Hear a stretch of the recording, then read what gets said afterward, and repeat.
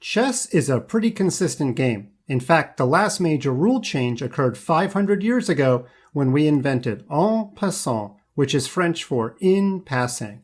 And actually, this rule was a correction to another new rule. We take it for granted that pawns can move 2 squares on their first move, but that didn't used to be the case. Take a look at our chessboard. The rook's about to capture the knight. Now, if black's pawn on d7 wants to defend the knight, it would have to move 2 squares on its first turn. Notice by doing so, 1, 2, it passes by the white pawn, something that was not possible when pawns were only allowed to move 1 square. So, the powers that be in the chess world decided to make a correction to this circumstance. When a pawn moves 2 squares and is directly beside your pawn, you can capture it en passant as though it had moved 1 square. In fact, the position will be exactly the same. White's pawn on e5 travels to the empty square d6. I know it looks like I'm cheating, but when I let go, the computer automatically takes away the d5 pawn. Notice if we go back and the pawn had moved 1 square, the position would look exactly the same when we capture. The end result, exactly the same. The key things about en passant. Number 1, this is only pawn against pawn.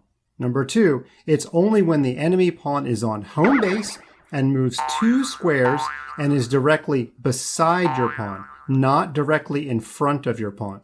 The key question to ask yourself, could I have captured the pawn if it had moved 1 square? And indeed, if this pawn moves 2, you could have captured it if it had moved 1, so the answer to en passant is also yes. White pawn captures black pawn. Now, if we take a look at a different pawn, this pawn on b6, if it were to move forward, you are not allowed to capture en passant because it did not move 2 squares on its first turn. It took 2 turns to get to b5.